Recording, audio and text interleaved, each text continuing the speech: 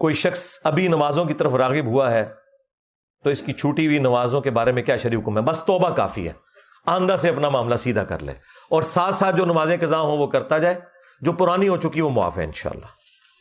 اس پہ میری تفصیلی ویڈیو ہے، قضاء عمری کا طریقہ۔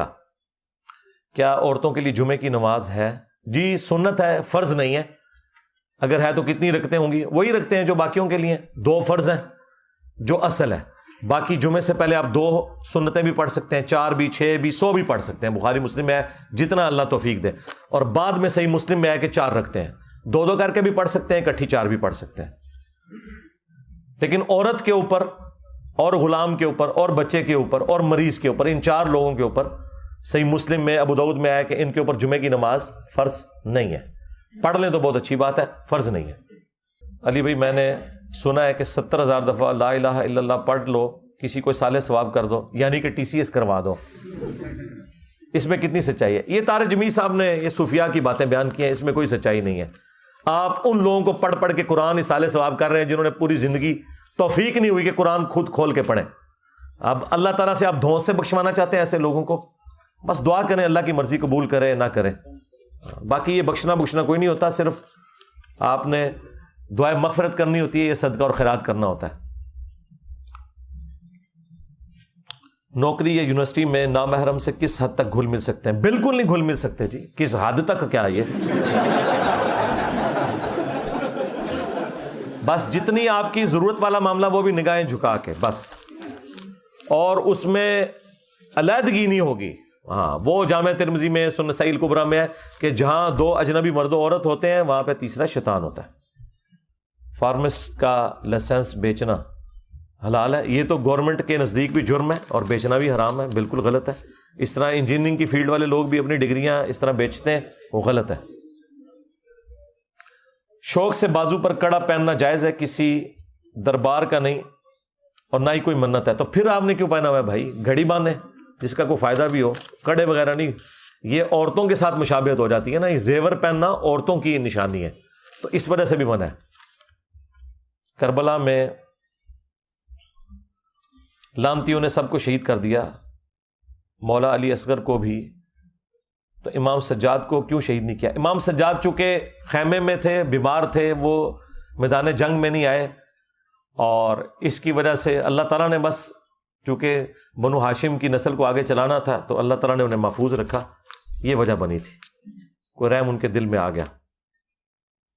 جب ختم نبوت ہو چکی ہے اور آسمان و زمین کا رشتہ منقطع ہو گیا تو صحابی رسول عمران بن حسین کو فرشتے سلام کرتے تھے، کیا یہ چیز مسئلہ امامت کو ثابت نہیں کرتی؟ دیکھیں سلام کے ذریعے آپ مسئلہ امامت اور وہی ثابت کر رہے ہیں۔ سلام میں سال لکھا ہوا ہے کہ وہ اللہ سے مسئلہ پوچھ کے بتاتے تھے، بس جتنا ثابت ہے بس اتنا ہی ثابت ہے۔ اس میں تو آسمان اور زمین کا تو رشتہ منقطع ہے، فرشتے تو آج بھی دنیا میں اترتے ہیں شب قدر کے اندر، ٹھیک ہے، فرشتے ہمارے ساتھ ہوتے ہیں۔ صحیح بخاری میں حدیث ہے کہ جو آیت الکرسی پڑھ کے سوتا ہے صبح تک ایک فرشتہ حفاظت پہ مامور ہو جاتا ہے۔ تو سلام کا سننا، یہ عمران بن حسین ایک صحابی کی کرامت تھی، مسلم شریف میں آیا، تو سلام سنتے تھے نا، کوئی مسئلے تو نہیں تھے پوچھتے فرشتوں سے، یا فرشتے ان کے کوئی مشکل کشا تو نہیں ہوتے تھے، یا اللہ سے کوئی خبر تو نہیں لا کے دیتے تھے۔ جائیں گورے کی عدالت میں ہمارا مقدمہ لے جائیں، شکر ہے گوروں کو اردو نہیں آتی اور آپ کو انگریزی نہیں آتی، آپ کا مذاق اڑائیں، کس قسم کی باتیں کرتے ہیں۔ اس سے مراد یعنی یہ پرچی لکھنے والے کو نہیں میں ڈانٹ رہا، یہ ذہن میں رکھیے گا، کل کو کوئی کہ جی منو ڈانٹ دیتا، نہیں مجھے تو پتہ ہی نہیں آپ کون ہے، جب مجھے پتہ ہی نہیں آپ کون ہے پرچی لکھنے والا تو میں نے اسے کیا ڈانٹا؟ بیسیکلی میں نے ان تھاٹس کو ننگا کیا۔ عذاب قبر آخرت میں ہونے والا ہے، حساب و کتاب کے لیے کفارہ، مثلا ایک بندہ اگر 1200 سال تک عذاب قبر دیکھ چکا ہے، اس کے لیے آخرت میں کوئی آسانی ہوگی؟ یہ 1200 سال 12,000 سال یہ اللہ کی گنتی ہے، اللہ چاہے تو کسی شخص کو ایک دن قبر میں رکھ کے 12,000 سال تک اس کے اوپر وقت طاری کر دے، تو at the end of the day اللہ تعالیٰ سب کو برابر کرے گا۔ یہ آپ نے کیلکولیشن نہیں کرنی۔ نبی علیہ السلام ایک رات میں شب معراج میں کتنا کچھ دیکھ کر آئے ہیں، کئی مہینوں سالوں کے اوپر محیط ہے وہ سفر، تو اللہ تعالیٰ چاہے تو کسی پہ وہ کیفیت طاری کر سکتا ہے، لہٰذا اللہ تعالیٰ نے سب کو برابر رکھنا ہے۔ یہ نہیں ہے کہ جو بندہ 10,000 سال پہلے فوت ہوا ہے تو وہ قبر میں 10,000 سال گزار رہا ہے، اور اگر 8 سے 1,000 سال بعد قیامت آتی ہے تو یہ لوگ کم گزاریں گے۔ ان کا اگر عذاب اس نوعیت کا ہے تو اللہ تعالیٰ ان کے اوپر وہی کیفیت طاری کر دے گا. یہ آپ کی کوئی اس معاملے میں لینا دینا نہیں ہے، برزخ کے معاملات ہیں. کیا یہ سچ ہے کہ نبی الاسلام نے جماعت کروائی، پہلی صف میں صحابہ تھے اور دوسری میں عورتیں تھیں؟ جی بالکل، عورتیں جو ہیں وہ دوسری نہیں تیسری میں ہوں گی، دوسری میں تو بچے ہوں گے، عورتوں کی صف جو ہے وہ آخر والی ہوگی. بالکل ہے. میں نے فیس بک پیج بنایا ہے جس پر میمز اور سیاسی ویڈیو شیئر کرتا ہوں. کیا اس میں سیاسی خواتین اور خواتین نیوز اینکر نے جو پہلے ہی پبلک میں عام ہے ان کی ویڈیوز شیئر کی جا سکتی ہیں؟ بالکل، آپ نے شیئر کرنی ہے، ضرور کریں، بس چہرے کے اوپر وہ فینٹ کر دیا کریں. لوگوں کو آپ اپنے پلیٹ فارم سے کیوں نامحرم عورتیں دکھا رہے ہیں؟ معراج کا واقعہ روحانی تھا یا جسمانی تھا؟ جی روحانی پلس جسمانی تھا. ہاں، اس کے اوپر میری تفصیلی ویڈیو ریکارڈ موجود ہے. معراج کا واقعہ آپ لکھیں تو میں نے قرآن سے ثابت کیا ہے کہ یہ جسمانی پلس روحانی ایکسپیرینس تھا. ہاں، خالی روحانی ایکسپیرینس ہوتا تو کافروں کو کوئی اعتراض نہ ہوتا اور نہ اس کو معجزہ بنا کے پیش کیا جاتا. خواب میں تو آپ بھی کئی دفعہ اڑ لیتے ہیں. ہاں،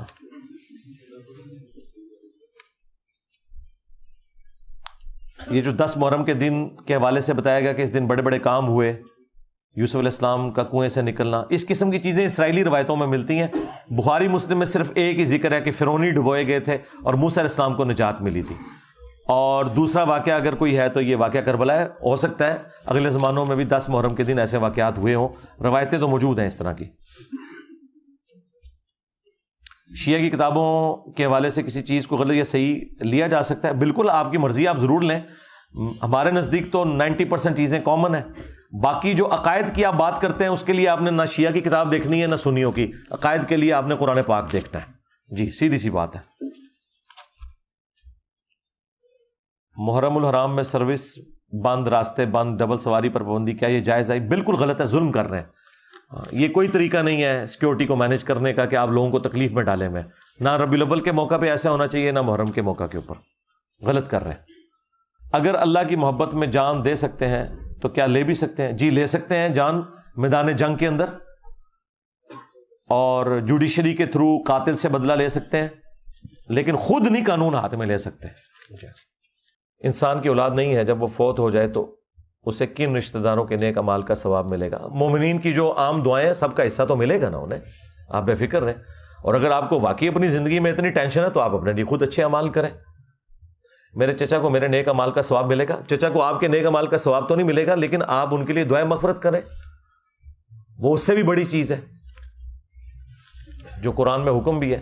اصالہ ثواب کے 10 طریقے میری ویڈیو دیکھ لیں. عقیقہ کب اور کیسے کرنا چاہیے؟ 7ویں دن ہوگا. جس دن بچہ پیدا ہوا ہے اس کے 7ویں دن، یعنی بچہ جمعے کو پیدا ہوا ہے تو پھر جمعرات کو عقیقہ ہوگا. بچہ بدھ کو پیدا ہوا ہے تو اگلی منگل کو ہوگا، کیونکہ اگر بدھ کو کریں گے تو وہ پھر 8 دن بن جاتے ہیں. جمعہ 8 دن سنے ہیں نا. 7واں دن ہونا چاہیے. اور یہ بھی اس صورت میں جب مغرب سے پہلے بچہ پیدا ہو. اگر مغرب کے بعد پیدا ہوا ہے تو وہ اگلے دن میں شمار ہوگا. اگر کوئی بچہ منڈے والے دن مغرب کے بعد پیدا ہوا تو وہ منڈے کو نہیں پیدا ہوا، وہ منگل والے دن پیدا ہوا ہے، تو لہٰذا اس کا پھر جو عقیقہ ہے وہ 7ویں دن سوموار والے دن ہوگا. لڑکے کی طرف سے 2 بکرے، لڑکی کی طرف سے 1. یہ آیا ہے صحیح بخاری میں، ابو داؤد میں، ترمذی میں.